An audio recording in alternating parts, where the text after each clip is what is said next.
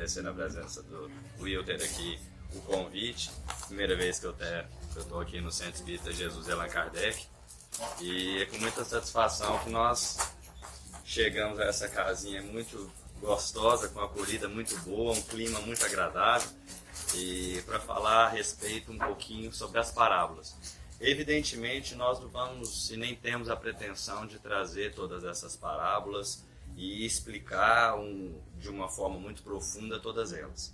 Mas vamos tentar fazer algumas reflexões que nos ajudam a entender alguns elementos que são significativos, para compreender um pouco mais daquilo que Jesus tentou compartilhar conosco. Talvez aquela frase de Da Vinci que fala que a simplicidade é o mais alto grau de sofisticação, talvez nunca tenha sido tão própria com a figura de Jesus. Porque ele traz histórias cotidianas com um fundo moral que não tem aquele compromisso de terem acontecido daquela forma exata, mas que poderiam muito bem acontecer de acordo com o significado e com a importância que tem para as nossas vidas e dar a elas uma tinta que nos faz uma reflexão muito profunda. Pensemos o seguinte: qual mãe, qual pai, tendo mais de um filho, ficaria feliz, se sentiria bem ou não se importaria se um deles fosse embora e sumisse? Porque o fato de ter mais de um filho não significa que a ausência de um deles vai fazer com que a pessoa se sinta plena porque ainda sobrou mais um. Não somos coisas. E Jesus mostra isso muito bem quando ele analisa, por exemplo, na passagem que a gente conhece como filho pródigo, aquele que sai e depois aquele que fica, mostrando uma relação que faz com que o Senhor, o Pai, que vê o filho ir, permite, mas que fica muito feliz quando ele regressa.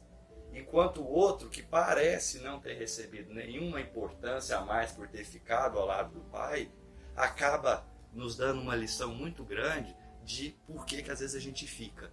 Qual é a nossa real motivação por ficar? O que está dentro de mim quando eu obedeço o pai sem entender o que eu estou fazendo? Um significado legal. E quando volta, o pai fica muito feliz. E ele diz isso explicando para os pais. Mas ele também diz mais ou menos a mesma coisa quando ele pega e vira para os pastores de ovelha e fala o seguinte: olha só, você tem 100 ovelhas, bacana, muitas ovelhas, mas perdeu uma. O que essa uma vai fazer? Ela vai sumir do mundo e ela está correndo perigo. Você, como um pastor que cuida e ama as suas ovelhas, vai fazer o quê? Vai se dedicar a sair de onde está, deixando em segurança aquelas 99 e indo atrás daquela primeira que sumiu. Quando encontrá-la, a felicidade vai tomar conta de você e você vai voltar em festa. Ele deu um significado para aquele trabalho, na linguagem que aquelas pessoas entendiam. Mas aí ele vira e fala para uma mulher, para as mulheres que ficavam às vezes em casa na confecção das joias, e diz a elas assim: olha só, você perdeu uma dracma. Essa dracmazinha, ela vai fazer falta. Uma dracma que tinha um valor significativo. Às vezes a gente ouve falar que ela valia centavos, mas não é tanto, pouquinho não. E ela tinha um significado, uma significação que compara-se com a da ovelha. E mostra que ela tem uma importância muito grande, e a mulher varreria a casa inteira procurando aquela moedinha perdida, desesperada até que encontrasse. E quando encontrasse, ela juntava todo mundo para fazer festa, né? O pai fez a festa quando encontrou, quando o filho retorna. O pastor de ovelhas faz festa quando a ovelha retorna. A mulher faz a festa quando a dracma é encontrada, mostrando que a satisfação está na completude.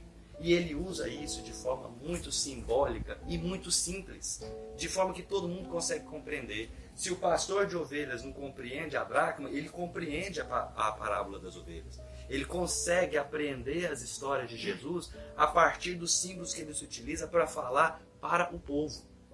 Jesus utilizou uma linguagem muito bonita para falar com os outros, porque ele não revestiu de segredos, embora possa nos parecer isso, as coisas simples da vida. O caminho de Deus sempre esteve dentro da gente, ele deixou isso muito claro. Estava muito fácil de acessar e ele deixou muito claro. E ele mostrou como fazer isso o tempo todo. Quando a gente regressa, vamos fazer um pequeno retorno no tempo e vamos voltar lá na linguagem simbólica do livro de Gênesis, quando Deus, tendo feito a proibição para Adão e Eva de não comer do fruto daquela árvore do conhecimento do bem e do mal, aquela era a única proibida. Quando ele faz essa proibição, ele estipula ao homem o seguinte: no seu ganho de consciência você tem uma escolha. As leis que eu estabeleço são essas. Siga essas diretrizes e você será feliz. Em outras palavras, Deus nos dava a liberdade para fazer o que nós quiséssemos, inclusive um caminho ruim podia ser escolhido por nós. Qualquer coisa que a gente quisesse fazer. Ainda hoje é assim. No entanto, ele fala: dentro de você a busca da felicidade é o que está pulsando. A busca da felicidade é o que se faz presente. Nós queremos a felicidade. Então, se é a felicidade que se busca, este é o caminho. Se você quiser ir por aqui, ele vai, mas não vai encontrar a felicidade ali. Então, as minhas diretrizes pedem que agora não coma dessa árvore. Não há na narrativa bíblica uma negação e uma proibição perpétua para se ter o consumo daquela fruta. Assim como o pai daquele homem que sai na parábola do filho pródigo a caminhar e a se estrepar na vida por conta própria, tomando a herança para si e caminhando ao bel prazer, conhecendo o mundo e sofrendo as consequências danosas de ter talvez se precipitado, aquele pai não proibiu o filho de sair. Não era permanente, só que o filho ainda não era maduro o suficiente para enfrentar as dificuldades que a vida lhe impunha naquele instante. Então, voltando lá à narrativa inicial, Adão e Eva então comem aquele fruto e ali começa simbolicamente a origem do mal. O que é o mal? O mal é o contrário do bem, e o bem é a concordância que nós temos com as leis divinas. Então tudo o que a gente faz que está no caminho de Deus, isso a gente considera de bom, isso a gente chama de bem. Tudo aquilo que não é isso é mal. Então, quando nós deixamos de fazer o bem, nós também estamos fazendo o mal. Porque o mal exige de nós ação. Nós precisamos praticar, precisamos colocar a mão na massa, precisamos construir. Porque uma coisa não está boa, eu vejo que ela não está boa. Se eu não fizer nada, ela continuaria ruim. Ela continuaria numa situação não boa. Então, como eu não estou fazendo nada para mudar aquilo, então eu também não estou fazendo nada para melhorar. Se não estou melhorando, a situação continua desagradável, continua desgostosa ali. Então eu preciso agir para que aquilo se transforme. Por isso o bem exige de nós uma ação. Precisa que nós coloquemos a mão na massa e façamos essa transformação. Então não fazer nada é fazer também o mal. E o homem, não tão contente com isso, começou a praticar o mal de forma ativa, transgredindo todas as leis que Deus estabelecia. E aí, também simbolicamente, para aplacar esse mal, Deus resolve jogar sobre a face da terra um dilúvio e enche de água, escolhendo ali Noé e pedindo a ele que juntasse animais e o seu núcleo mais próximo para que todos pudessem, numa arca, prevalecer, para que eles pudessem sobreviver para depois povoar a terra com as promessas que Deus havia colocado sobre o povo. Beleza, saiu, Deus estava contente, Noé estava feliz, e Noé, tão feliz, vai lá e faz o quê? Um sacrifício para Deus. Um sacrifício simbólico. Ele pega um animal e ele sacrifica ali, e Deus teria, de acordo com a narrativa bíblica, sentido aquele odor agradável. A gente fica pensando, odor de sangue de animal morto, não tem nada de agradável. Mas não eram os animais de quem a narrativa estava trazendo o conceito para nós. Estava falando de um simbolismo. Quando nós sacrificamos animal, nós estamos sacrificando aquilo que ficou para trás. Nós estamos sacrificando o nosso passado. Noé agora tinha uma perspectiva de futuro inteira pela frente. Uma nova possibilidade de vida para povoar a terra em nome de Deus. Ele ia fazer o que Deus determinava. Ia seguir essa normativa. E isso era muito bacana, muito legal. E aí vão multiplicando. Chegamos a Abraão, que tem a mesma escolha a ser feita. De repente ele, seguindo o que Deus pedia para ele, vai sacrificar o próprio filho, Isaac.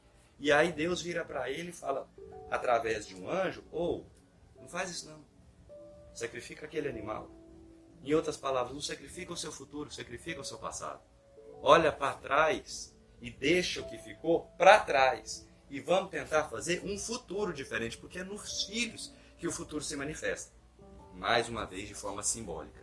E aí o que acontece com as pessoas? Elas vão se apropriando desses conceitos de sacrifício e vão os tornando materiais. E eles começam, de fato, a matar animais.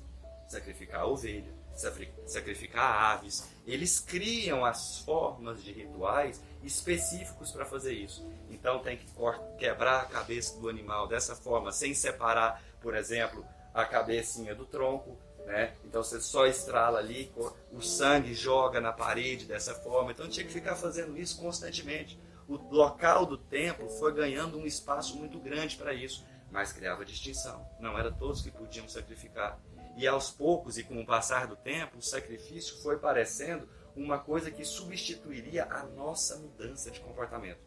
Ou seja, agir mal. Como Deus vai ficar feliz comigo se eu fizer o sacrifício? Eu vou fazer o sacrifício. Então pegava um animal, matava o animal e saía dali sentindo-me em conformidade com as leis divinas. Jesus chega e ele olha aquele comportamento. Ele fala, gente, vocês não estão entendendo. Não é essa a palavra. Não é esse o significado. Vocês estão convertendo as verdadeiras coisas, aquilo que realmente importa, em atos exteriores. Estão transformando algo que é sublime e interior em algo banal e exterior. Tanto é que, dia após dia, era necessário que fosse feito sacrifício. Nunca se conseguia agradar a Deus, porque era como se Deus fosse, como eles estavam fazendo ali, um ser insaciável que exigia sangue o tempo inteiro. Jesus fala, não é bem por aí.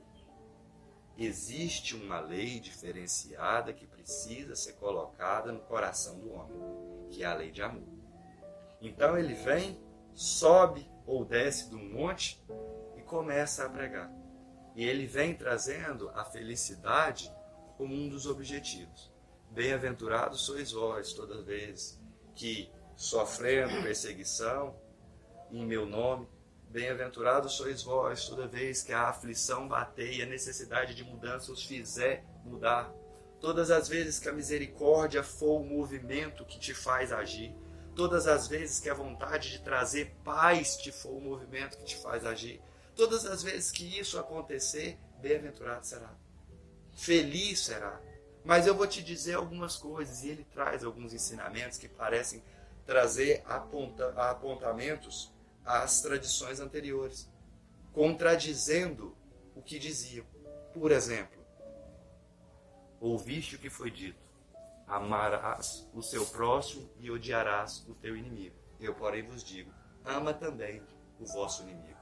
Para exemplificar essa aparente contradição, Jesus conta uma parábola que a gente conhece muito bem como a parábola do bom samaritano, de uma pessoa que, agindo despretensiosamente, sem nenhuma vontade interior que movesse para o ganho pessoal,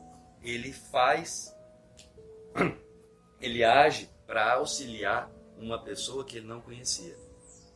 Essa passagem ela é muito bonita e ela nos ajuda a entender uma relação de proximidade que a gente estava esquecendo. Porque antes, o que nós passamos a entender como próximo era aquele que estava conosco, às vezes dentro de casa, às vezes dentro do mesmo movimento religioso, do mesmo grupo que a gente tinha, às vezes da mesma religião, às vezes da mesma cidade. Mas Jesus queria que isso se expandisse para qualquer pessoa, inclusive aquele que muitas vezes dele nós discordávamos. Então ele traz um novo significado, porque ele fala o seguinte, olha só gente, até agora vocês fizeram tudo assim. Está todo mundo feliz? Aí as pessoas tinham que responder, não estão. Nós não estamos felizes. Falou, então vocês estão odiando o coleguinha e vocês não estão felizes. Que tal fazer diferente? Que tal fazer uma coisa que até hoje nunca foi feita? Ah, é o quê? Ama o seu inimigo. Ama também ele, faz diferente, vê se não tem um resultado diferente. Porque você acha que testou de tudo. Mas na verdade você nunca testou amar aquele que você acha que você tem que odiar. Então ama ele também. Ah, mas quem que é esse próximo? Aí é a história que se narra, mostrando que o próximo pode ser aquele que, inclusive, tem uma ideia dissidente da sua, que encara o mundo e o contato com Deus de forma totalmente diferente da sua. Totalmente. Ele chega despretensiosamente andando por um caminho que não era o mesmo caminho que o sacerdote, que o levita estava passando. Ele vem de outro caminho, aquele samaritano, e ajuda aquele homem semi-morto. Ele não se preocupa com tradições da época que falavam que ele se tornaria impuro. Porque a impureza, ele entendeu, aquele samaritano que estava dentro dele. Então ele toca aquele homem, ele recolhe aquele homem, ele pega os elementos que ele tinha e coloca ao dispor do homem, deixa ele aos cuidados que seriam mais próprios ali, com o dono de uma estrebaria, e fala para ele: o que precisar, conta comigo na volta, porque eu volto, eu passo aqui e vou te restituir qualquer gasto excedente que você tenha com esse homem. E ele mostra para nós, Jesus mostra para nós, que vai muito além. Mas com isso, nós ficamos pensando, tá, e como é que eu vou fazer isso? Aí ele vai contar de outra maneira para a gente. Nós estamos num mundo. Esse mundo, ele exige de nós que saibamos investir aquilo que nós recebemos.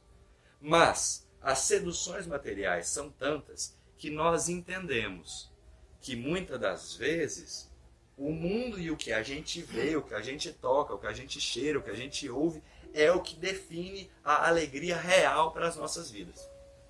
Ele fala, não é bem assim. Nós temos que saber investir verdadeiramente aquilo que a gente ganhou. Então, chegou um senhor que precisava viajar. E quando ele vai viajar, ele distribui os seus bens entre 3 servos. E é interessante essa questão da viagem, porque toda vez que a gente viaja, a gente volta para casa, a casa continua sendo nossa, né?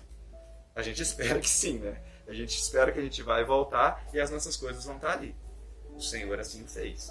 Ele regressou depois, mas quando ele saiu distribuindo para os outros na expectativa de quando ele voltasse, ele restituísse aquilo que era dele. O bem é a propriedade divina que nós, seres humanos, quando o praticamos, o multiplicamos e damos a ele um novo significado, mas é de origem divina. Provém de Deus, porque é o bem maior que se manifesta através de nós. Então ele deu para um 5 talentos, para outro deu 2, para outro deu 1. A história a gente já conhece. Aquele que pega 5, aquele que pega 2, ambos saem naquele exato instante para investir. O que ganha 1, temeroso, esconde o talento. Ele enterra. É muito interessante que ele enterra. Como se ele estivesse querendo plantar a árvore do dinheiro. Né? Jesus falava muito de semente. E a parte, né, das plantas que cresciam e alimentavam, ela sempre foi muito simbólica nos evangelhos. Né? Ela sempre esteve carregada de significações para que o povo entendesse como é que Deus se manifesta. Então a gente planta a semente, espera um tempo, cuida dela, evita que surjam pragas ali, ela vai crescer, ela vai dar as flores, ela vai dar os frutos, e esses frutos vão multiplicar em mais outras plantas. E cada vez mais, quanto mais a gente plantar, mais a plantação aumenta, mais frutos a gente vai ter, mais pessoas vão estar alimentadas. Então ele planta a árvore do dinheiro que não nasce. Né? E aí quando o Senhor volta, feliz com os outros 2, se entristece com ele. Ele fala, Senhor, mas eu sei que você colhe onde não plantou. O Senhor fica bravo com ele. Mas se você sabe disso, por que você não trabalhou? Por que você não regou com suor aquilo que você plantou? Por que você não multiplicou aquilo que eu te dei? Se você não quisesse trabalhar, desce para um banqueiro. Porque o banqueiro daria um sentido social para aquele talento que você não soube trabalhar com ele. Então assim, mesmo que você não quisesse ter suado, transferisse para alguém que pudesse fazer esse serviço. Mas não deixava uma coisa enterrada que não ia nascer. Aquele solo não era capaz de fazer germinar aquela semente, porque ela não estava madura o suficiente. Você fez errado, mau servo. E aí a gente ouve aquela frase que nos parece agoniosa ali, que, olha, daquele que tem, vai ser ainda mais, vai receber ainda mais, acrescentado lhe será. Quem não tem, tudo o que tem vai ser tirado. Você pensa, aquela pessoa que recebeu um talento e não multiplicou, justifica Deus continuar dando talentos para ele? Ele não fez aquilo daquela vez, ele não vai fazer de novo. E Deus colocar agora 5 talentos na mão dele é perda de tempo, porque se ele não soube investir um, por que ele saberia investir mais? Ele não vai saber.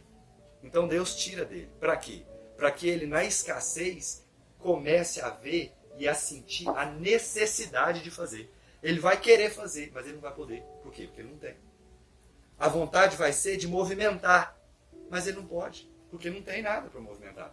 Ele não tem o que emprestar, ele não tem o que investir. E ele vai ficar naquela agonia tão grande que em um determinado momento ele vai falar, não, mas eu preciso fazer. E aí Deus vai virar para ele e falar, agora você entendeu.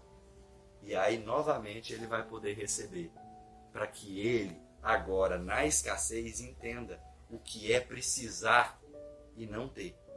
E o que é ter e não fazer o que deveria ser feito.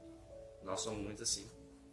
Muito assim. A gente valoriza as coisas que a gente tem no momento que nós as perdemos. Porque elas estavam ali, sempre estiveram ali, nunca fizeram falta para a gente. No entanto, nós não utilizamos dela como deveríamos.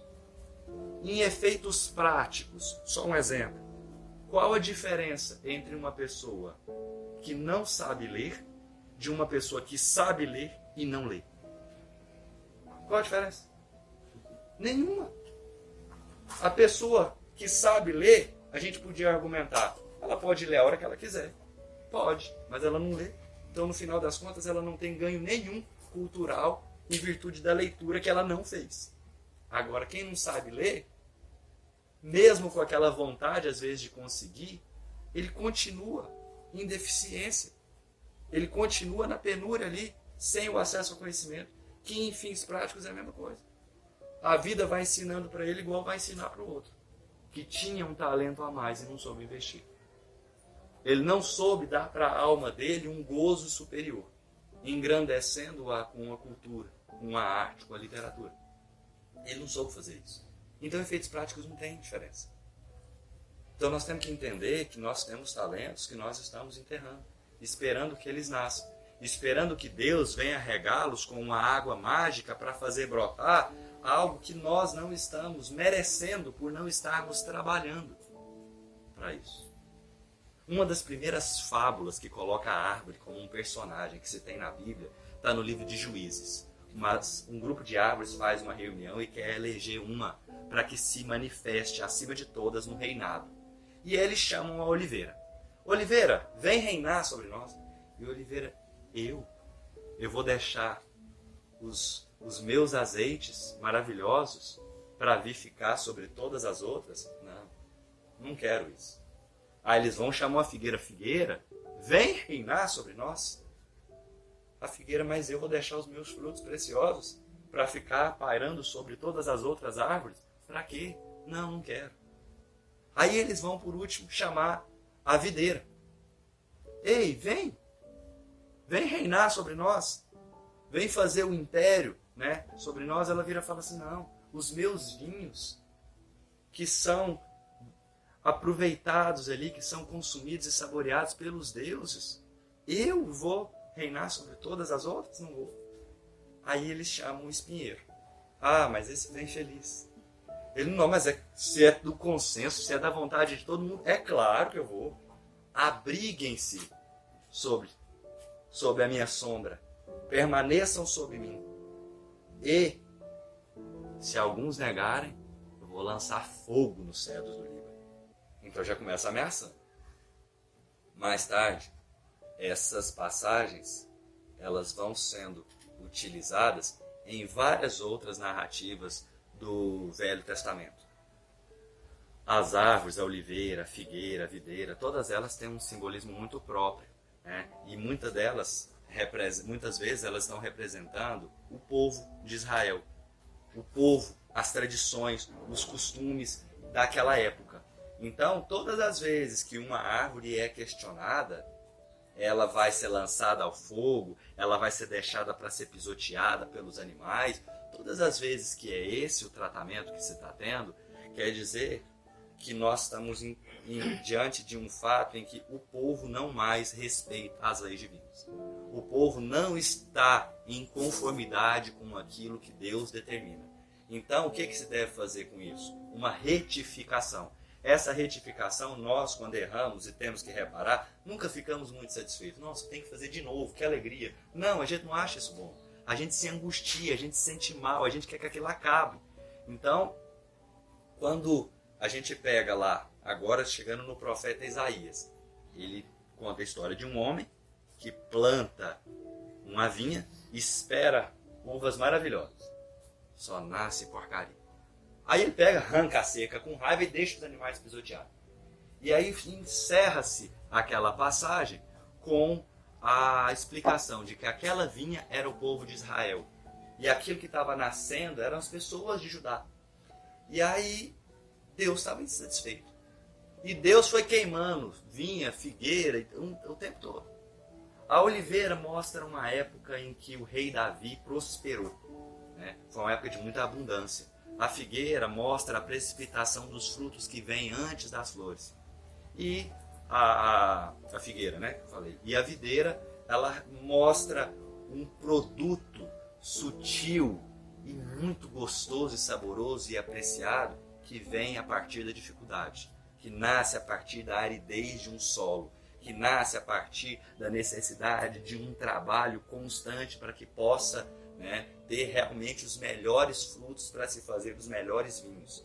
Então, chega-se um determinado momento que a vinha precisa ser de trabalhadores. E aí o Senhor começa a chamar trabalhadores para vir trabalhar. Da primeira hora a 1/10 hora, chamando gente para trabalhar, para fazer todas as etapas necessárias para se colher aquilo. Jesus contava isso, mostrando que essa tradição precisava de trabalho constante, da primeira à última hora, sem interrupção, sem interrupção.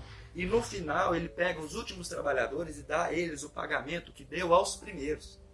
E há uma indignação por parte daqueles que trabalharam desde o princípio, pensando, por que eu não recebi mais? Da mesma forma que indigna-se o filho, que o irmão foi embora, volta e recebe uma festa e ele que ficou não recebe nada. Essa indignação sempre mostrando que nós não estamos entendendo verdadeiramente o sentido profundo do que Jesus está dizendo. Porque quando a gente encontra a felicidade, não importa se eu encontrar a felicidade na primeira hora, se eu encontrar a felicidade na última hora, é felicidade. E eu vou ficar muito bem com aquilo, independentemente da hora que eu consiga conquistá-la.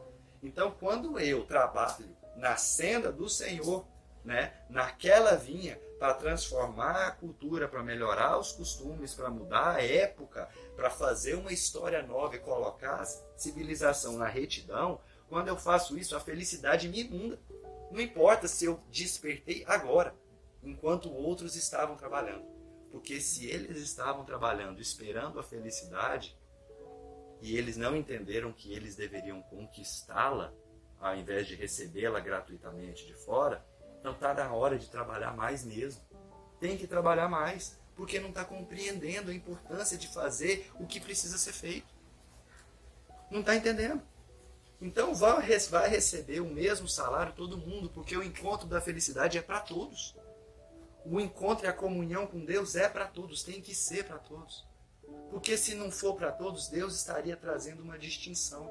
E ele não poderia ser absoluto e justo se assim o fizesse. Tanto que Jesus vira e fala, para fazer o trabalho do Senhor, nós temos que fazer o trabalho do Senhor. E aquilo para que fomos feitos. E aí ele vem narrando. Então, o semeador sai a semear, igual o pescador sai a pescar. Igual o arquiteto sai a fazer os trabalhos de arquitetura. Igual o cultivador sai a cultivar. Igual todas as pessoas que têm um ofício saem a fazer aquele ofício. E ele vai lançando sementes em tudo quanto é lugar. Quando ele lança no meio do caminho, as aves vêm e tomam. E Jesus explica. Esse é aquele que ouviu, ficou felizinho, satisfeito com a mensagem, achou bacana, interessante. Mas o demônio, o adversário, veio e corrompeu. E rápido tirou ele daquele caminho para que ele não ouvisse mais. Não deu tempo dele entender. As aves vieram e suprimiram ali, ainda assim dando algum proveito para aquela semente.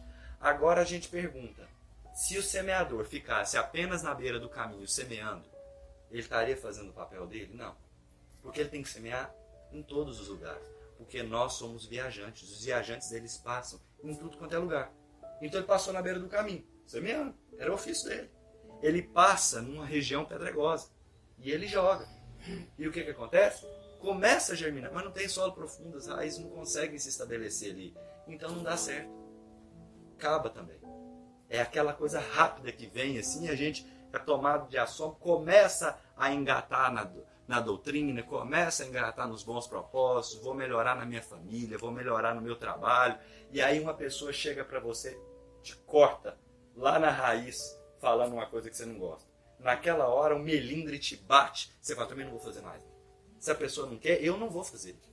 Né? Eu tentei, Deus é prova que eu tentei, eu fiz o bem isso. A gente começa a fazer a lista de todas as maravilhas que a gente fez na sociedade e que ainda assim a gente não conseguiu lograr o êxito porque a pessoa foi indiferente com a gente.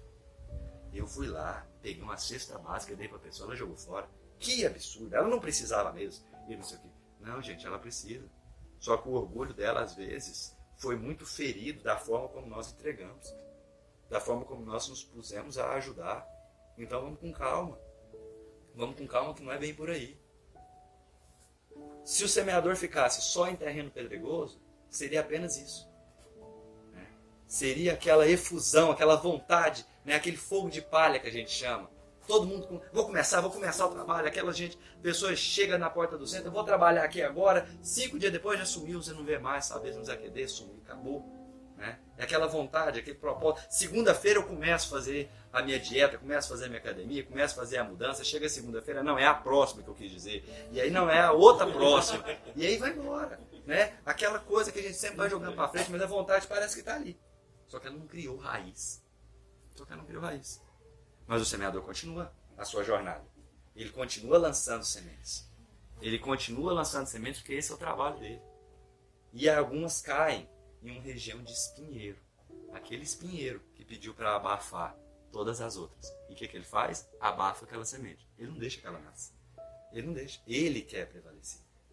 Todas as outras árvores, quando dignas, rejeitaram o convite para prosperar sobre as demais. Porque elas entendiam que elas tinham para dar o que elas tinham para dar.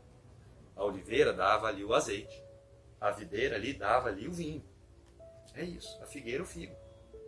Ela não ia mandar na outra, ela não ia ordenar para a outra fazer aquilo que ela mesma não consegue. O espinheiro achou que ele era sagaz, que ele dava conta de fazer tudo. E ele se colocou acima. E ele abafa os outros. Dando um aspecto de maravilhoso, na verdade, está impedindo que nós floresçamos. O nosso orgulho manifesta assim. Ele recebe aquela semente de bem e ele fala, não, mas eu ainda sou melhor.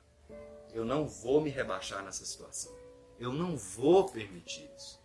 Ou quando o egoísmo que encobre fala pra gente, mas por que eu vou dividir isso aqui? Eu que trabalhei mais. Fica pra mim. Fica pra mim. É melhor que fique pra mim. Afinal de contas eu vou dar um caminhamento melhor para isso aqui, eu vou fazer com que as coisas aconteçam mais e melhor. A gente cria essas justificativas para a gente continuar no mesmo caminho que a gente está. Né? E isso é um discurso que a gente chama de hipocrisia. Nós, essencialmente, ainda somos muito hipócritas. E isso não é xingamento. Quando a gente fala nós somos hipócritas, nós não estamos ofendendo a pessoa no mais alto grau, não. Nós estamos dizendo assim, olha só, você tem um discurso, você entende, você sente que a mudança está por aqui, mas você ainda está fazendo aqui. Um pouquinho diferente. De vez em quando você acerta, mas ainda não está dando conta. Você chega no centro espírita, pega o microfone e fala de amor. Chega em casa e não tem a menor tolerância. Se tudo isso que eu falo aqui, se estiver sendo útil, se estiver sendo bom, se eu sair ali fora, alguém passar e me der um esbarrão e eu ofender aquela pessoa e tiver um comportamento totalmente diferente do que vocês estão vendo aqui, isso só mostra que eu ainda não consigo fazer aquilo que eu estou falando. Isso não invalida todo o bem que eu acho que eu já dou conta de fazer, ou que eu acho que eu sou capaz de falar. Isso só mostra que ainda há uma distância entre o discurso e a prática. E isso é muito comum. E a isso Jesus condenava o tempo todo. Porque as pessoas usavam vestes com orlas muito bem desenhadas e bordadas para mostrar que eles seguiam os mandamentos. Mas as pessoas continuavam à margem da sociedade, passando fome, esperando que algumas migalhas viessem lhe servir de banquete. Pessoas leprosas isoladas em vales para que não pudessem tornar impuros aqueles que se acreditavam os verdadeiros portadores da palavra de Deus. Sabiam de cor o Evangelho desde criança, as palavras de Deus. Sabiam elas desde criança tudo decoradinho.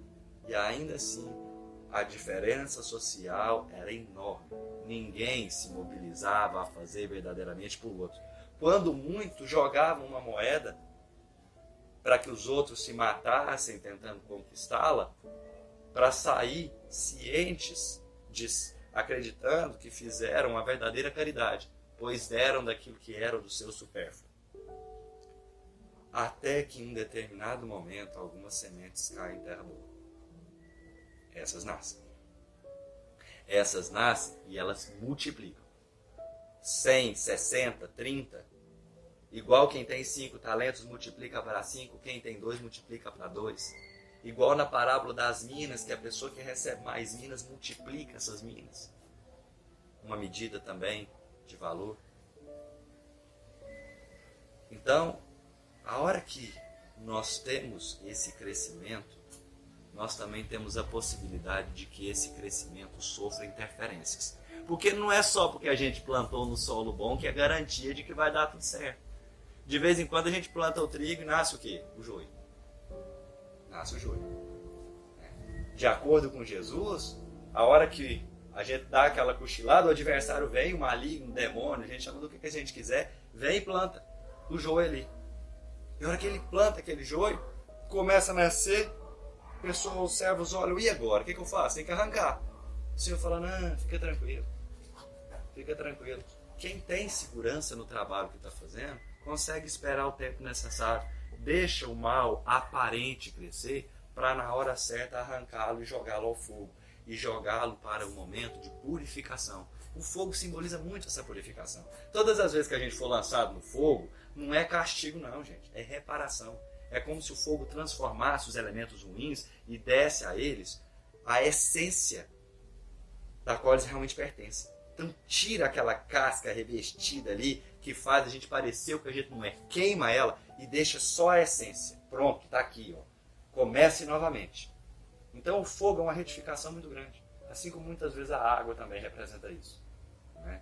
Passando por esses momentos de turbulência, deixando de ser inundado por aqueles momentos de dilúvio, para limpar, para arrancar aquela sujeira que tem ali impregnada na gente, para a gente ficar limpo de novo, para a gente ficar puro de novo. E aí conseguir ir lá e fazer o trabalho. E aí, o trigo, você pega e armazena para dar a distribuição necessária. Jesus ensina de forma muito bonita várias e várias passagens. Pelo nosso tempo não tem como continuar. São muitas passagens, é muito bonita a história. Né? Evidentemente a gente não consegue trazer uma cronologia. Né? A própria estrutura que se faz os textos bíblicos, ela é uma estrutura que não segue uma ordem. Né? Embora a gente queira dar, Jesus fez isso, depois ele deu isso, falou primeiro essa bem-aventurança, depois essa não é uma garantia que nós podemos dar. No entanto, nós podemos dar a garantia de que ele falou. E mesmo aqueles que quisessem acreditar que Jesus foi apenas uma ilusão no seio da sociedade, uma criação da mente humana, e vamos dizer, diga-se de passagem, se isso fosse verdade, uma criação magnífica, né? Magnífica, ainda que assim fosse, todo aquele ensinamento, se fosse seguido, era capaz de mudar a humanidade. Porque não existe como nós respondermos à questão. Você tem dúvida de que se você amar o outro amar você amar a todos te amarem, o mundo vai melhorar? Nós não teríamos condição de responder negativamente essa afirmação, seguindo aquilo que Jesus falou. Ainda que isso tudo fosse uma história, uma invencionice, como muitos querem dizer, e nós não conseguimos compartilhar dessa ideia, por todas as evidências que se tem, ainda que isso não fosse verdade, essa mensagem ela é capaz de fazer uma transformação, se nós nos apropriarmos dela e a tornarmos o movimento verdadeiro das nossas vidas. Se a gente seguir esse caminho, se a gente buscar essa verdade, nossa vida é transformada. Não tem como. Queria agradecer a todos, né, por essa acolhida maravilhosa, né, desejar que tenhamos um ótimo domingo, um bom retorno aos lares ou para onde quer que nós vamos. E desejar de fato que nós consigamos, com essas pequenas reflexões singelas, que espero terem sido úteis, possamos nós sair com uma vontade de conhecer um pouco mais, de transformar um pouco mais. Mas antes de decorar tudo aquilo, onde está, o que falou, qual é a linha, qual é o versículo, qual é o capítulo, antes disso, tentar viver. Pegar as sementes que a gente tem e sair lançando. Né? Mas não é para lançar só num lugar, não, em todos que a gente passar. Todos os locais que a gente passar. O bem a gente não faz, não é só dentro de casa. A gente faz no trabalho, a gente faz na presença de um inimigo, né? Na presença de uma pessoa que serve de pedra de tropeço. A gente faz em todo lugar. Essa semente tem que ser lançada. Esses talentos têm que ser investidos. O joio, quando a gente já vê que ele é o joio estabelecido, tem que ser arrancado. Os nossos joios estão invisíveis. Às vezes até os outros estão arrancando os nossos. Tanque tem, né? Então está na hora da gente começar a fazer esse saneamento da nossa alma. Através da oração, através da caridade. Caridade que a gente faz despretensiosamente para ter a configuração de caridade. Então nosso desejo sincero é que os bons amigos estejam sempre conosco para que nós façamos o melhor e sejamos a melhor versão de nós mesmos. Fiquem com Deus e até uma próxima.